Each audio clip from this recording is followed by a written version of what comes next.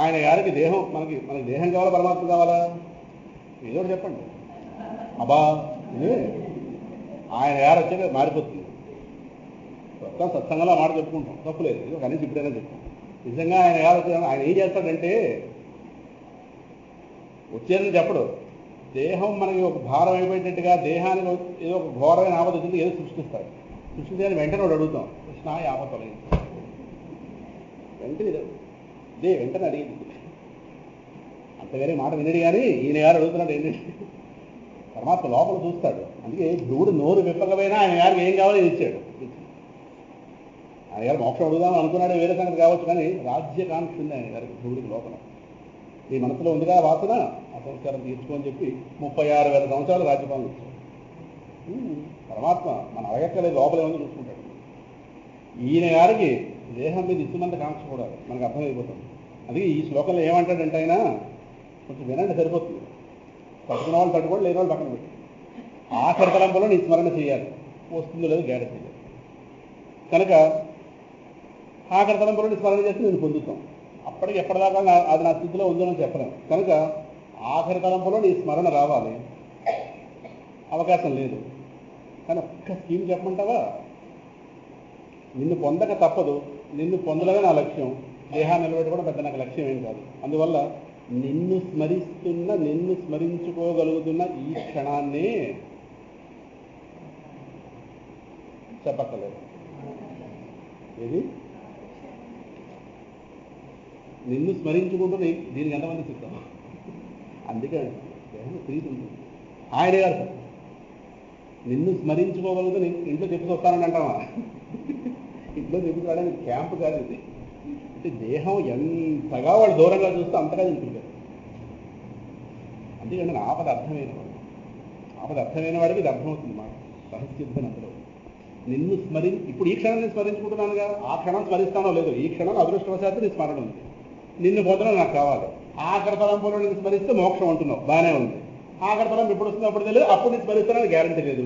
రెండు కలిపి నువ్వు అడుగు ముందుకు రా, నేను అడుగు ముందుకు వస్తాను, బాగా సరిపోతుంది కదా. మీరు కొంత అప్పు తగ్గించండి, మేము కొంత పెంచుతాం అని ఈ అప్పు కుదుర్చిన చోట ఏదైతే తీర్చడం దగ్గర కొంత బేరాలు ఆడుతున్న చోట వాడు ముందు రండి.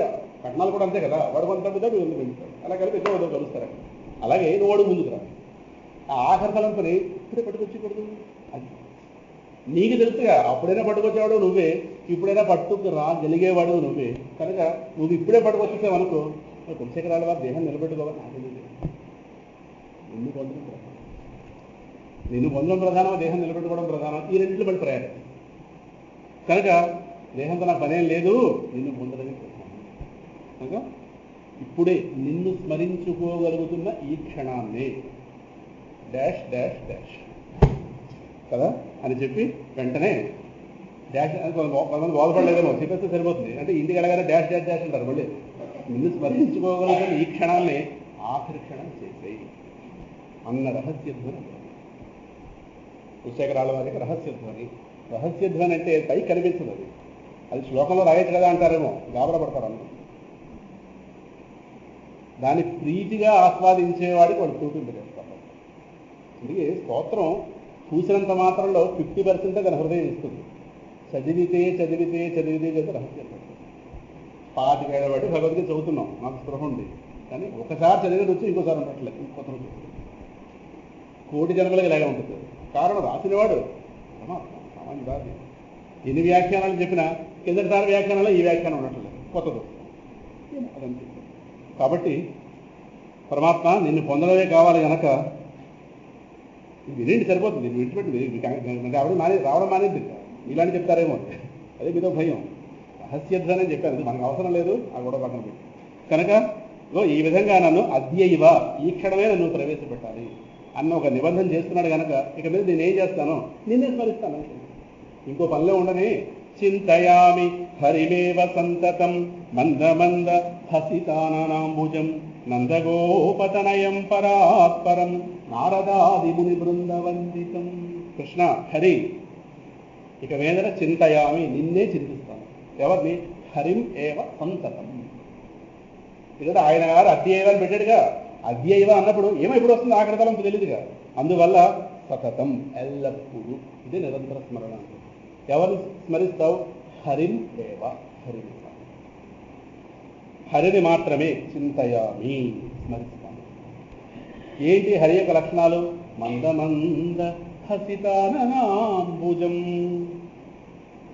చిన్న చిరునవ్వుతో వికసించి ఉన్నటువంటి తామర పువ్వు వంటి ముఖం గలవాడు మా స్వామి చెప్తారు.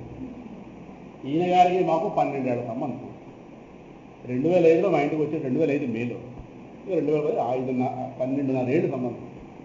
ఇప్పుడు స్వామీజీ బొల్లై కాలేజీలో ఇవాళ మహాత్ముడి యొక్క జన్మదినం, ఆయన స్మరించుకోవాలి. స్వామి సుందర చైతన్యానంద వారి యొక్క జన్మదినం, క్రిస్మస్ నాడు. వారికి ఇవాళ 70 నిండింది. ఎందుకంటే వారి ప్రవచనంతోనే ఈ మనస్సు భగవత్ ఆభిముఖ్యం. 1992 డిసెంబర్ 25 నుంచి 1993 జనవరి 11 దాకా బొల్లై కాలేజీలో 102వ యజ్ఞం స్వామీజీ. ఉదయం పూట ఉపదేశ సారం, రమణ మహర్షి గారి పరిచయం కూడా ఆయన వల్ల నాకు అయింది. ఇప్పుడు ఉపదేశ సారం రమణ మహర్షి గారు ఆయన ఉన్నారా భూమి మీద, ఆయన పాడుతుంటే బాగుండేది, ఏం బాధపడలేదు. అప్పుడు సాయంకాలం భాగవతం దశమస్కంధం అది చెప్తూ వెళ్ళేవారు. అలా చెప్తున్నటువంటి ఆ యజ్ఞంలో 1993 జనవరి 5ని ఆ ప్రవచనాలకు వెళ్ళడం జరిగింది. అక్కడి నుంచి కృష్ణ పరమాత్మ ఆ రోడ్డుకి వేసి కట్టిన లీల ఆ రోజు విన్నాను, అదే దామోదర లీల. అక్కడి నుంచి అలా బ్రతుకు ఆయన వైపు తిరిగింది. సరే, అలా స్వామి చెప్పిన యజ్ఞాలు 2005లో బొల్లై కాలేజీలో ఒక యజ్ఞం జరిగింది, 198వ యజ్ఞం అనుకుంటా. అందులో కైవల్యోపనిషత్తు ఉదయం పూట అప్పారావు గారు కూడా వచ్చారు. సాయంకాలం భగవద్గీత. ఆ సమయంలో ఇవి ఒక 10 ఎన్నో వచ్చేవి. స్వామిజీ పట్టుకొచ్చారు అక్కడి నుంచి. పట్టుకొస్తే అందులో ఒకటి 2017 దాకా ఈయన గారికి ఉన్న చరిత్ర ఎంత అంత కాదు. ఏమో ఆత్మీయులు కనుక చెప్పుకోవాలి. నాతో సరే మాట్లాడేది కూడా శబ్దం వినిపించింది. అమ్మో సామాన్యుడు కాదు, మనకి ఏం కావాలో అసలు అడిగాడు కూడా. అప్పుడు దీనిలో నాన్నగారు మా గురువు గారింటికి, అప్పల సునీల్ గారింటికి వస్తున్న సమయంలో ఆ ఏర్పాట్లో తీసుకురావడానికి కారణం ఇదే. నేనేదో హడావుల్లో ఉన్నాను, నమస్కారం పెట్టి వచ్చేస్తున్నాను. ఇలా వెనక్కి తిరిగాను, ఆ రూమ్లో ఎవరు లేరు. నన్ను తీసుకెళ్ళవా అని అడిగారు. ఎవరు రాడు, అడుగుతున్నారు రంగాలు చూసి. చిన్న పిల్లవాడు వాడు, ఎవరు లేరా గదిలో, ఎవరు ఉండే అవకాశం లేదు, నన్ను తీసుకెళ్ళవా. అప్పుడు వచ్చింది ఆలోచన. వెంటనే మా రమణరాజు గారిని పిలిచి బండి మీద కూర్చోబెట్టి తీసుకెళ్ళి అటు నాన్నగారికి ఇటు గురువు గారి మధ్యలో దృష్టి పెట్టి. ఈ ఆలోచన ముందు లేదు, అడిగది కాబట్టి తీసుకెళ్ళి. సామాన్యుడు కాదు, అల్లరివాడు సామాన్యుడు కదా. ఎందుకంటే మందమంద హసితానంబుజం అంటే, మందమంద అంటే చిన్న చిరునవ్వు, మరీ చిరునవ్వు వెర్రిగా ఉంటుంది. స్వామి ముఖం మీద ఎప్పుడూ చిరునవ్వు కాపురం ఉంటుంది. మనం నవ్వాలంటే ప్రయత్నాలు ఉండాలి మనకి కదా. మనం నవ్వించాలంటే బోల్డ్ కారణాలు ఉండాలి. అందులో జబర్దస్త్ ఒకటి కదా. ఎంత కర్మ పట్టింది, ఎవడో 4 పిచ్చి చేష్టలు చేస్తే కానీ నవ్వలేని ఒక చేసి పడింది. దానికి ఏదో ఎక్స్ట్రా జబర్దస్త్, రకరకాలు. ఈ కర్మ వాడికి పట్టలేదు. కారణం జ్ఞానం లోపలుంటే ముఖం మీద ఎప్పుడూ నవ్వు కాపురం ఉంటుంది. బుద్ధిలో అజ్ఞానం ఉంటే ఆ వచ్చే నవ్వులు కాస్త పక్క వాళ్ళకి ఇబ్బందిగా ఉంటుంది. మన సంగతి వదిలేండి, మన మొహం ఎలా చూసుకోం కాబట్టి గొడవలేదు. పక్క వాళ్ళకి చాలా చాలా ఆపీరా బాబు అంటారు. జ్ఞాని నవ్వు అకల్మషంగా ఉంటుంది, నిర్మలంగా. జ్ఞానమే నవ్వుగా స్పందిస్తుంది బయట. అందువల్ల మందమంద హసితానంబుజం. పరమాత్మ నాడే చిరుమందహాస వదనారవిందు. ఎందుకు ఎప్పుడు అలా నవ్వుతూ ఉంటాడు? గీత ప్రారంభంలో కూడా చెప్పారు. అక్కడ అర్జునుడి యొక్క పరిస్థితి చూసి స్వామి నవ్వుతున్న వాని వలే అని అక్కడ రెండవ అధ్యాయంలో 9వ శ్లోకం 10వ శ్లోకంలో సంజయుడు చెప్తాడు. ఏవ ముక్త్వా హృషీకేశం గుడాకేశః పరంతపః న యోత్స్య గోవిందం ఉక్త్వా తూష్టీం బభూవః తమువాచ హృషీకేశః ప్రహసన్నివ. భారత, నవ్వుతున్నవాని వలే ఉన్న కృష్ణుడితో అర్జునుడు ఈ మాటలు చెప్పాడు. అప్పుడు నవ్వుతున్నవాని వల్ల కృష్ణుడు కాస్త అర్జునుడి పరిస్థితి చూసి, ఓ నవ్వలేదు కానీ ఆయన నవ్వు ఎప్పుడు ఆయన ముఖం మీద ఉంటుంది. ఓహో, నీ యొక్క సమస్య వర్షాల నా దగ్గర ఉందిరా అన్న స్పందన జరిగింది. ఆయన నవ్వు ఎలా వస్తుంది? మందమంద హసితానంబుజం. ఇందాక చెప్పినట్టుగా నవ్వు రావాలి అంటే అక్కడ గుర్తుపెట్టుకుని, అసలు మన నవ్వు చెరిపిస్తున్నది ఎవరు? అందరూ నవ్వాలనే ఉంటాం, ఆనందంగా ఉండాలని. నవ్వు చెరిపిస్తున్నది అసలు అట్టించడాలు వీళ్ళండి వాళ్ళండి అలా అనకంటే. మరి వాళ్ళ నవ్వు జరిగింది మనం, మరి అదే మనం తప్పుతున్నాం ఏంటి? మన నవ్వులే వాళ్ళ ఎంతమందికి మన నవ్వులు మన వల్ల నవ్వులు అయిపోయాయో. అదే క్రిమినల్స్ కానీ ఎవరు అందులో జైల్లో పెడితే అందరినీ పెట్టాలి. ఈ పదయత్నం వస్తుంది. కానీ మన ఆనందమే గనక మరొక దాని మీద ఆధారపడితే ఆ నవ్వు ఆగిపోతుంది. మన ఆనందం, మన సుఖమే కనుక మరొక దాని మీద ఆధారపడుతూ వస్తే ఆ వచ్చే సుఖం ఎప్పుడైనా ఆగిపోతుంది. దానివల్ల మనకు రాబోయే సుఖం ఎప్పుడైనా ఆగిపోయిందో నవ్వింది. ఇక్కడ ఒక చిన్న శాస్త్రపదం చెప్తాను. దీన్ని ఏమంటారంటే ఈ ఆనందాన్ని నిమిత్తానందము అంటారు. ఒక నిమిత్తం వల్ల మనకు వచ్చే ఆనందం, ఎక్స్టర్నల్ ఎంటిటీ వల్ల వచ్చే ఆనందం ఏదైనా కాలగర్భంలో చెరిగిపోతుంది. అది ఇంట్లో వాళ్ళు అవ్వచ్చు, వీధిలో వాళ్ళు కావచ్చు, ఏదైనా కావచ్చు. అవుట్ ఆఫ్ ఎక్స్టర్నల్ ఎంటిటీ ఏది వచ్చినా చెరిగిపోతుంది. కారణం ఆ వస్తువు మారిపోతుంది, దాని నుంచి వచ్చే సుఖం కూడా తగ్గిపోతుంది. స్వామి ఎందుకు ఎప్పుడు ఆనందంగా ఉంటాడంటే వాడు పేరే కృష్ణ. కృష్ణుడు అంటే అపరిచ్ఛిన్నమైన ఆనందం. దానికి ఇంకో పేరు. ఆయన గారు ఆనందం పొందాలంటే ఏదో రావక్కలేదు ఆయనకి ఏమైంది అది ఆనందం. కర్పూరం సువాసన కోసం సెంట్ రాసుకోక్కర్లేదు, కర్పూరమే సువాసన. దీని శాస్త్రంలో జ్ఞాని ఆ స్థితి పొందుతాడు. ఆనందం ఏంటంటే ఇందాకది నిమిత్తానందం, ఇది నిర్నిమిత్తానందం. నిర్నిమిత్తానందం అంటే ఒక నిమిత్తం వల్ల వచ్చింది కాదు, వాడి వల్లే వాడికి వచ్చేది. వాడి వల్లే వాడికి వస్తుంది కనుక వాడి ఆనందాన్ని ఎవరు ఆపలేదు. వాడే ఆనందం వాడి నుంచి వాడికి వస్తుంది. ఎలా వస్తుందండి? వాడి స్వరూపం ఆనందం. మరి మనకెందుకు రావట్లేదు? జ్ఞానం లేదు. జ్ఞానం వస్తుంది. ఆనందమే వాడు సొత్తేం కాదు, ఆనందం మన సొత్తు, వాడే మన సొత్తు కనుక జ్ఞానం ఉండాలి. అఖండమైన ఆనందం హృదయంలో ఉంది. అందుకే ఆ నామం చెప్పారు అక్కడ. మందమంద హసితాన నాంబుజం. కరెక్టే, నువ్వు నవ్వుతున్నావు, మరి మాకు నవ్వులు రావడం లేదే, ఎలా వస్తాయి? జ్ఞానం లేదుగా. మరి ఆ జ్ఞానానికి అడ్డుపడుతున్నది ఎవరు? అజ్ఞానం. మన ఏదో అధ్యాయం చెప్పుకున్నా, అజ్ఞానేనావృతం జ్ఞానం తేన ముహ్యంతి జంతవ. మరి అజ్ఞానాన్ని హరించవలసింది ఎవరు? నువ్వే. మరి అజ్ఞానాన్ని హరించేటటువంటి స్వరూపంతో నేను పిలవాలి, హరి. అందుకే హరి. ఏ నామం ఎందుకు పలుకుతున్నాడు స్పష్టంగా తెలిసి పలుకుతున్నాడు. హరి అనే నామం 2 సార్లు వస్తుంది విష్ణు సహస్రనామంలో. ఆ హరి అంటే సహేతుకం సంసారం హరతి ఇది హరికి. మనల్ని పట్టి పీడిస్తున్న ఈ అజ్ఞాన రూప సంసార వ్యవస్థను మూలంతో సహా పెగిలించేవాడు. దుంపతో సహా పెగిలించేవాడు. వాడు దుంప తీసేరా అంటుంటారు. అంటే మూలంతో సహా పెగిలిస్తే ఇది మళ్ళీ రిపీట్ అయ్యే అవకాశం. సహేతుకం సంసారం హరతి ఇది హరికి. విత్తనం తీయకుండా మూలగా తీస్తుంటే మళ్ళీ వస్తుంది బయట కదా. కనుక నువ్వు హరివి. ఇంకొక వ్యుత్పత్తి కూడా ఉంది. యజ్ఞాల్లో వేసేటటువంటి ఆహుతులను హరించేవాడు కనుక హరి. యజ్ఞాల్లో వేసేటువంటి ఆహుతుల్ని ఆహరించేవాడు కనుక హరి. ఆహరించడం అంటే ఆయన గారికి ఆహుతులు ఆహారం. ఏ దేవతకి ఆహుతి ఇచ్చినా ఆయా దేవతల రూపంగా నేనే స్వీకరిస్తున్నాను ఇక్కడ. కనుక అందుకే పరమాత్మ యజ్ఞోవై విష్ణువు. యజ్ఞం విష్ణు స్వరూపం, విష్ణు యజ్ఞ స్వరూపం. ఏదైనా పరమాత్మకి కావాలంటే యజ్ఞం ద్వారానే. ఆ యజ్ఞాలంటే మనం 3వ అధ్యాయంలో 4వ అధ్యాయంలో ఇక్కడ వివరంగా చెప్పుకున్నాం. కనుక పరమాత్మ మనం చేసే యజ్ఞాలను స్వీకరించేవాడు, స్వీకరించి మనకు కావాల్సి ఇస్తాడు. కనుక ఆహరించేవాడు కాబట్టి హరి. ఏది? యజ్ఞంలో ఆహుతులు. ఇక్కడ అజ్ఞానాన్ని హరించేవాడు హరి. అందుకే ఎప్పుడైనా మనం దుఃఖం పోవాలంటే ఒకసారి హరిస్మరణ చేయాలి. హరి అన్న అక్షరాలు అనగానగా హరించును పాతకముల వినగా వినగా. హరి ఎన్న అక్షరాలు అనగా అనగా హరించును పాతకముల వినగా వినగా. హరి ఎన్న అక్షరాలు అనగా అనగా. హరి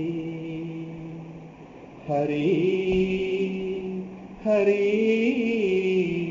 హరి హరి. మనసులో పానకం పోసినట్టు, నోట్లో కదా మనసు. హరి. ఇది ఎక్కడిదంటే ఈటీవీ భాగవతంలో ప్రహ్లాదుడి పాట పాటించారు. ఈటీవీ భాగవతం సాయంకాలం అంతకుముందు వచ్చింది, మొన్న వచ్చింది. అందులో ఈ పిల్లవాడు ఈ పాట పాడుకుంటూ వస్తాడు హిరణ్య. ఏంట్రా నాయనా ఈ పాట పాడుతున్నా హిరణ్య.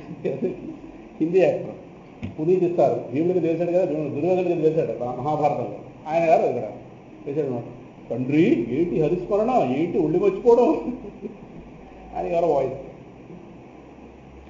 ఈయన గారేమో ఈ పిల్లవాడు తప్ప హరి. నారదుల వారు తల్లి గర్భంలో పిల్లవాడు పుట్టాడుగా ఆశ్రమంలో ఈ పాట నేర్పిస్తాడు. ఏవీఎస్ నారదులు నటించాడు. అలా హరి అన్న అక్షరాలు అనగా అనగా హరించును పాతకముల వినగా వినగా. హరి అన్న అక్షరాలు అనగా. హరి సులభంగా హరి కానీ హర కానీ రెండు కూడా హరించే స్వభావం. మన డబ్బులు ఎత్తుకుపోవడం స్వామి, డబ్బులు ఏదో మోహం ఎత్తుకుపోవడం, డబ్బులే ఎత్తుకుపోవడం ఇష్టపడి మనకి ఇలా అర్థమవుతుంది. మనకి దుఃఖం వెంటనే పోవాలంటే ఎక్కడ ఏదైనా చూడకూడని సన్నివేశం కళ్ళతో చూస్తే పాపం వచ్చేస్తుంది ఇంద్రియాలు. అంటే హరహర లేదు హరి వెంటనే నామానికి శక్తి ఉంది, శక్తి ఉందని తెలిసి కలిగితే ఆ ఫలితం లేదు. మనం పలుకుతాం కానీ దాని మీద మనకు ఉన్నటువంటి ఆ నిష్ఠ లేదు. చైతన్య మహాప్రభు ఉంది. అందుకే వాళ్ళు ఒక్కసారి భగవన్నాన్ని చెప్పి తాను నిలబడతాడు వచ్చి, మనం విష్ణు సహస్రనామం ఏమాలు చదవాలి. కారణం నిష్ఠ లేదు. రాసిన వాడికి గౌరవం లేదు, చెప్పబడతానికి గౌరవం లేదు. మరి అలా అలవాటు పడిపోయాం ఆ ప్రకృతి. ఇంకా నామం అంటే పరమాత్మక స్వరూపం. ఎవడబందు నామం కట్టి తీసుకొస్తుంది. నామంలో అనంతమైన శక్తిని పెట్టావు కదా, నిన్ను నువ్వే అనంతమైన నామాలుగా మలుచుకుని వాటిలోకి నీ అనంతమైన శక్తిని కూరేవు కదా అన్నాడు చైతన్య మహాప్రభు. నామ్నాం అకారి బహుధా నిజ సర్వశక్తి తత్రార్పిత నియమిత స్మరణే నకాలః ఏతాదృశీ తవ కృపాం భగవన్మమాపి దుర్దేవ మీదృశ విహాజని నానుగాక. నామం పలకడానికి నువ్వు నిర్దేశ సమయాలంటూ పెట్టలేదే. అర్ధరాత్రి రామానకో అర్ధరాత్రి కృష్ణానికి అన్నావా? అనలేదు. ఎప్పుడైనా స్మరించుకోండి. డాక్టర్ గారు ఎప్పుడో చదవాలని టైమింగ్స్ ఉన్నాయి. టైమింగ్స్ కాదు వడుకుపోడు, టైం కంటే టైంలో వచ్చేవాడు. నీ నామం స్మరించడానికి ఎప్పుడైనా సమయం. శుచిగా ఉన్నాడా లేదా విట్టుకోలేదే. ప్రేమ ఉండాలి కానీ ఎప్పుడైనా. ప్రేమ ముక్తిని కొనువేళ నామము కొనుగువారు ఎందరో మహానుభావులు. త్యాగరాజు చెప్తాను. ప్రేమ ఉండాలి లోపల అంతే కదా. అందువల్ల మందమంద హసితాన నాంబుజం. ఈ హరే, ఈ విశ్వకారణ వస్తువే, అనంతానంద స్వరూపుడే ఆనాడు మా నందగోపుడిని నీ తండ్రిగా స్వీకరించాడే. నందగోపతనయం. నందగోపుడిని తండ్రిగా వరించాడు. నందగోపుడు యశోద వీళ్ళకి పుట్టినగా లోకానికి కనిపించాడుగా. నందగోపతనయం చెప్పుకున్నాం కదా. వసువులు ద్రోణుడు ధర అనే దంపతులు బ్రహ్మగారు ఇచ్చిన వరం మేరకు వాళ్ళకి పెంచే భాగ్యం లభించింది. కానీ వాళ్ళకే పుట్టాడని ఒక భ్రమలో ఉన్నారు. పెంచారు అయితేనే వాళ్ళకే పుట్టాడుగా అయిపోయింది. అందుకే ఆయన గారు 2 ఆధార్ కార్డులు, అక్కడ ఆధార్ నెంబరు, ఇక్కడ ఆధార్ నెంబరు. మధురలో ఒక ఆధార్ నెంబరు, రేపల్లలో ఇంకో ఆధార్ నెంబరు. ఇక్కడ మమ్మీ డాడీ పేరు మీద మమ్మీ డాడీ ఇంక మాత్రం ఒకటే. ఎవరు పట్టలేకపోతే ఇప్పుడు దాకా 2 చోట్ల వ్యాక్సిన్ తీసుకుంటున్నాడు. అది ఒకటి. నందగోపతనయం పరాత్పరం. ఎవడు వాడు? అందుకే చెప్పారు పరాత్పరం. కనిపిస్తున్న ప్రకృతి, ఈ ప్రకృతి కంటా శ్రేష్టమైనటువంటి జీవకోటి అంటే మనం. ఈ జీవకోటి కంటా కూడా శ్రేష్టమైనటువంటి వాడు పరాత్ పరం. పరము కంటా పరమైన వాడు అంటే ఈ కనిపిస్తున్నటువంటి ప్రకృతి నికృష్టం. దీనికంటా ఉత్కృష్టం మనం. ఎవరు? జీవకోటి. ఇది ఉంటేనే నడుస్తోంది. ఇది మన పక్క తప్పుడు నడవదు. నడిపించేవాళ్ళం మనమే వెలుగు దేశం. ఇది భ్రాంతితో ఉన్నాం కాబట్టి అది మనం ఒకటైపోతుంది. దానికంటే నేను శ్రేష్టం, నాకంటా కూడా ఎవడు శ్రేష్టమో పరాత్ పరం. గొప్పదానికంటే గొప్పదే. ఇదే భగవద్గీతలో అపరాప్రకృతి పరాప్రకృతి, ఈ 2 ప్రకృతుల రూపంగా నేనే విశ్వాన్ని తయారు చేస్తున్నాను. తయారు చేసి దీని అందంతటా నేనే వ్యాపించడానికి స్వామి 7వ అధ్యాయం చెప్పింది. నా వల్లే విశ్వంలో దేనికైనా శ్రేష్టత్వం వస్తుంది. విశ్వంలో దేనికైనా ఒక లైట్, ఒక వెలుగు, ప్రకాశం, ఒక విలువ, ఒక తేజస్సు నా వల్లే ఏర్పడుతుంది. నేను పక్క తప్పకుండానే వెళ్ళిపోయాను. అర్థమవుతుంది. అది గొప్పవాడి కంటే గొప్పవాడు పరాత్పరం. మరి గొప్పవాడి కంటే గొప్పవాడు కాబట్టి గొప్పవాళ్ళ చేత కీర్తింపబడ్డాడు. నారదాది ముని బృంద వందితం. నారదాది ఋషులు ఎవరైతే ఉన్నారో మునులు, నారదుడు, వ్యాసుడు, అగస్త్య మహర్షి, ఒకరా ఎంతమంది లేరు, కనక సనందాదులు, ఇటువంటి మహాత్ముల చేత వందితం, నమస్కరింపబడింది. పిల్లవాడు అక్కడ ఉండగానే నారద మహర్షి, పరమశివుడు మొత్తం ఎంతమంది దర్శనానికి వెళ్ళారో లేదా రేపల్ల మొత్తానికి వాళ్ళంత చేత వందితం అంటే నమస్కరింపబడినవాడు. ఎందుకంటే గొప్పవాళ్ళ చేత ఆశ్రయింపబడుతున్నట్టు వాడు ఎంత గొప్పవాడో మనకు తెలుస్తుంది. మన ఇంటి పక్క వాళ్ళు సామాన్యులు అనుకున్నాం, చాలా లేచిన ప్రైమ్ మినిస్టర్ గారు వచ్చారనుకోండి, అమ్మో వీడు సామాన్యులు కాదురా అని అనుకున్నాం. కారణం గొప్పవాడు వచ్చాడు కాబట్టి వీడు గొప్పవాడు కాబట్టి వాడికి వస్తాడు కదా. ఎవరు గొప్పవాడు? అవతల వ్యక్తి గొప్పవాడు తెలియాలంటే గొప్పవాడి మీద ఆశ్రయింపబడితేనే వాడు గొప్పతనం మనకు తెలుస్తుంది. ఇలా సందేహం లేదు. అందరూ భక్త పుండలీకుడు సామాన్యుడిగా కనిపించాడు, కానీ ఆయన గారి దర్శనానికి గంగా యమున సరస్వతులు మనుష్య రూపాలు ధరించి ఈయన గారు సేవకు వచ్చేవారు. పుండలీకుడి దగ్గర వచ్చి పుండలీకుడి యొక్క పాదాలు కడిగేవారు. ఏమిటి ఈయన గొప్పతనం ఏంటి? మాతాపితర సేవ చేస్తారు. ఈయన గారు మాతాపితర సేవ చేస్తుంటే ఆయన దర్శనాన్ని నదీ మొదలు ముగ్గురు వచ్చేవారు. ఇదేంటి వీడు వస్తారేంటి అనగానే నాలో బోర్డు మంది పాపాత్ములు దిగుతున్నారు, పాపం వండించేస్తున్నారు. ఆ పాపం పోవాలంటే ఒక ధన్యాత్ముడు పాదం పట్టుకోవాలి. ఇగో కొండలీకుడు వీడి పాదం పట్టుకోవాలి. వీడి ధన్యత్వం ఎందుకు వచ్చింది? మాతాపితృల సేవ. దానివల్ల పవిత్రత పొందాడు. అందువల్ల ఆయన దర్శనం నదీమతలు వచ్చారు. ఓహో ఎంత గొప్పవాడని చెప్పి పాండురంగుడు వచ్చాడు. కొండలీక ఇలా రా అన్నాడు. నాన్నగారు సేవలో ఉన్నాను, కొంచెం వెయిట్ చేయని చెప్పాడు. అయితే నిలబడమంటే ఆ పక్కన ఒక ఇటుకు ఉంది, దానికి నిలబడవచ్చు. ఎక్కడ ఉండమంటావు? అదో ఇటుకు ఉందిగా, ఇటుగా నిలబడింది. ఇటుకని మరాఠీలో విఠు అంటారు. ఆ విఠు మీద నిలబడిపోయి ఎలా ఉండిపోయాడు కాబట్టి విఠల్. నిలబడమన్నావు కదా, కలియుగ ప్రజల కోసం అలా ఉండిపోతాం లేదు. స్వామి సంకల్పం చేసి నిలబడిపోతే అది ఆలయం వస్తుంది. అదే పాండురంగ. ఒక భక్తులను చూడడం కోసం నదీమతలలో వచ్చారు, పాండురంగ పెట్టెలో వచ్చారు. అందువల్ల ఆయన గారి గొప్పతనం ఎవరి వాళ్ళు తెలిసింది? నదీమతలలో వాళ్ళు తెలిసింది. అది వీళ్ళు గొప్పవాళ్ళు చెప్పి మన నదుల దగ్గరికి పెడుతున్నాం. వీళ్ళు గొప్పవాళ్ళు కాదని కాదు, వీళ్ళ చేత ఆశ్చర్యపడి వాళ్ళంటే గొప్పవాడు. అది పొండలీకుడి పేరు మీదే పాండురంగ వచ్చాడు. అదే కదా, అందుకే ఆ పేరుతోనే స్వామి క్షేత్రంలో పిలిచాడు. కనుక నారదాది ముని బృంద బంధితులు. నారదుడే లేకపోతే మనకు సాహిత్యమే లేదు. నారదుడు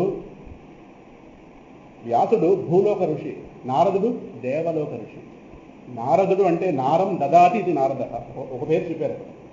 నారదుడు, నారదాది అంటే నారదుడు మొదలైన. నారదుడు భగవత్ సంకల్పాన్ని లోకంలో ప్రవర్తింపజేసే శక్తి. ఆయన ఆలోచన లోకంలో ఆయన గారు వేరే ఫోన్ చేసి తప్ప అక్కడ నారదుడు. ఈయన సంకల్పం అక్కడ వెంటనే తెలుస్తుంది.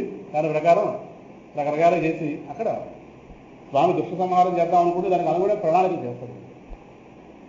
హిరణ్యకశిపుడికి వాడి కొడుకే శత్రువు అవ్వాలి కనుక వాడు పుట్టిన తర్వాత వాడికి టీచింగ్ అవకాశం లేదు కనుక నువ్వు పుట్టకముందే వాడిని నీ స్టూడెంట్గా చేర్చేసుకో అనగానే వెంటనే ఆ లీలావతిని చెరపట్టు, కయాధువు, లీలావతి కాదు కయాధువు ఆవిడ పేరు. ఆవిడ చెరపట్టబోతుంటే ఇంద్రుడిని వారించి తన ఆశ్రమాన్ని తీసుకెళ్ళి ఆ తల్లిని అక్కడ ఆశ్రమంలో ఉంచి గర్భస్థ శిశువుకి వేదాంతం బోధించాడే. పిల్లవాడిని గజ్జం కింద తయారు చేశాడు. నువ్వు పుట్టిన తర్వాత విష్ణు భక్తి సుగంధమే ఆ పిల్లవాడికి. అదే ఒక పిల్లవాడు ఉద్రేకం ఇంటి నుంచి బయలుదేరుతుంటే వాడిని కాస్త ఆపి బాలసాక్షి మహామంత్రం స్తోత్రం చేసి కొంచెం వారించాడు. ఈ వయసులో నేను తపస్సులేంటి, ఇంటికి వెళ్ళిపోవాలి, చూద్దాం వాడి ప్రయత్నం ఎలా ఉంది. నువ్వు నాకు అడ్డుపడదు, నాకు నీకు పనులు ఉన్నాయి, పక్క విడిగా నాకు చాలా పని ఉందన్న. నేను తపస్సు చేసి ఈ నిష్ఠే ఉండాలి. వెంటనే బాలసాక్షి మహామంత్రం వచ్చాడు. ఓం నమో భగవతే వాసుదేవాయ. ఎక్కడ తపస్సు చేయమంటావు? అక్కడ ఉంది.